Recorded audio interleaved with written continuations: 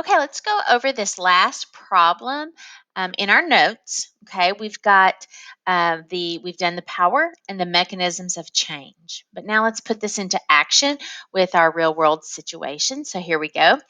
We're first going to talk about this Scooby Doo lottery tickets. You know, they sell different kinds of tickets. Well, they are supposed to have 30% of the tickets that are groovy.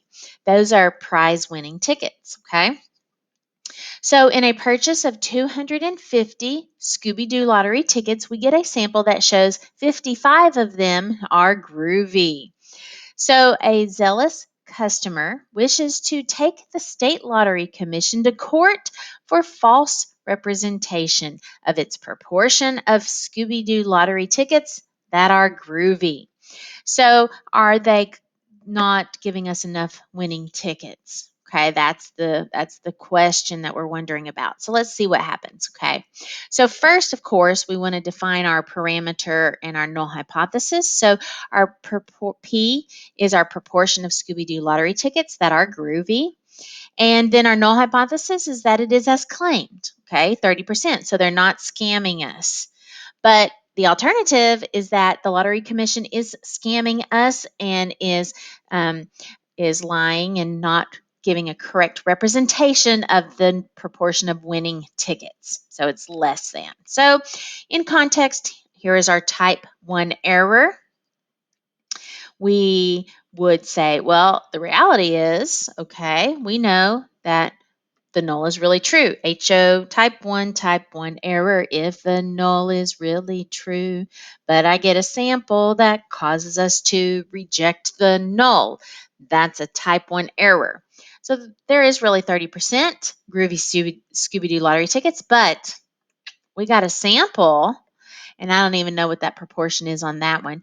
But our sample makes us think that we are getting scammed and that less than 30% of the Scooby Doo lottery tickets are groovy. Now, what's a consequence of that? So this, we didn't, did I not do that? Yep, I didn't. The impact that this would have. Okay, so I forgot to put that in there. So we're going to type that in real quick. Okay, so our then impact. So what's going to happen? What happens if we think it's less? Okay, so then what happens? The Lottery Commission gets sued. So I'll type that in here. The Lottery Commission gets sued and gets sued for false representation, but they really are fine. Okay, false representation, but they are not scamming the public. All right.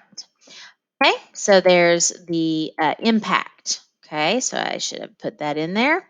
All right, then our next one, type 2 error.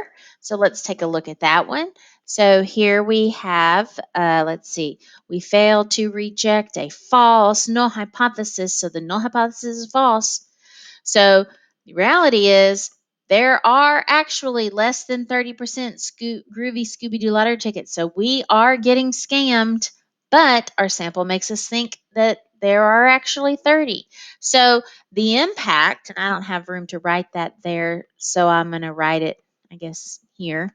So our impact is that, the public is getting scammed. Public is getting scammed, but we are not able to detect that. Not able to detect that or fight it, fight that misrepresentation. So, the lottery commission, woohoo, they're banking it because they're getting to take all of that money in, and you're buying tickets thinking you have a 30% chance of winning something when you don't. Okay.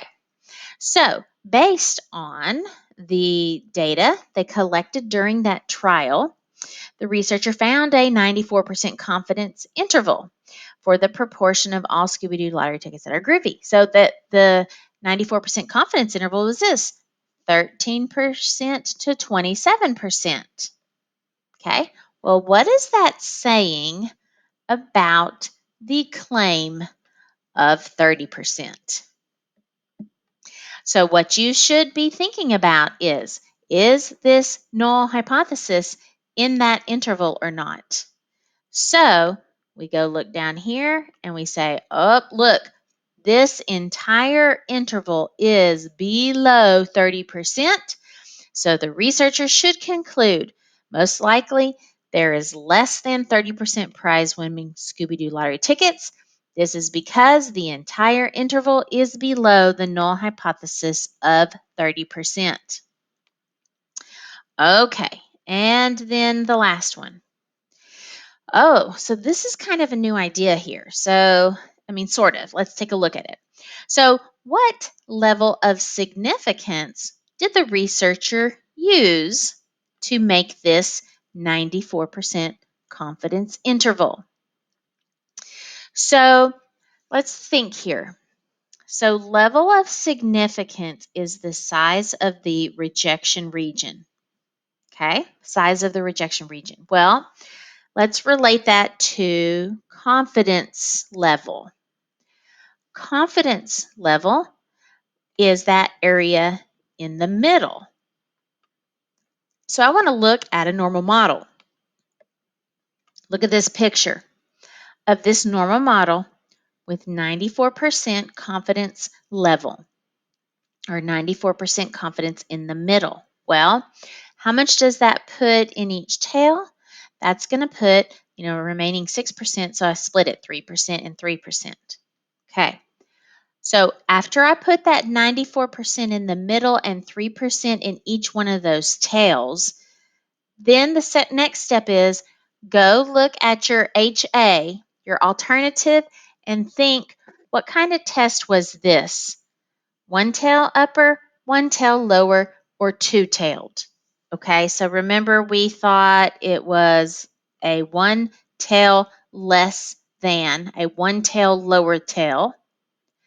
So what we did then, that means this over here is our rejection region. Here is our rejection region. So that is our significance level. So the alpha that is used is 3%. So that's our level of significance. 3% of the samples down there, if the null is true, would lead me to reject that null.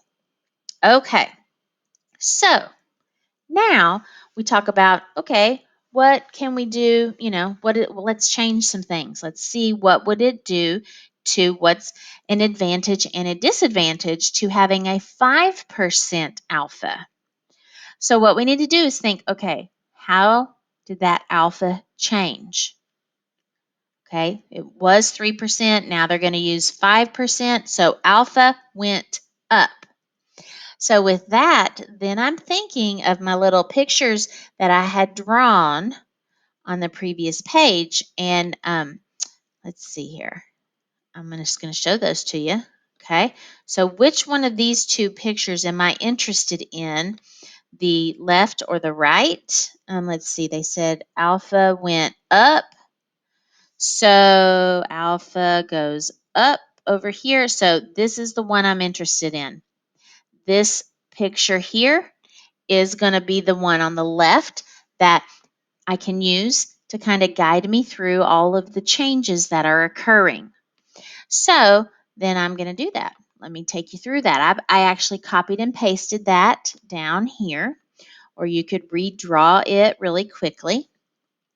So I put it down there at the bottom, and I said, okay, so here we go. Here it is. Alpha increased.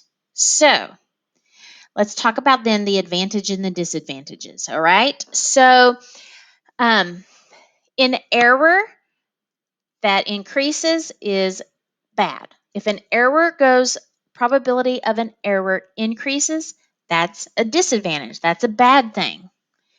If an error goes down, that's an advantage.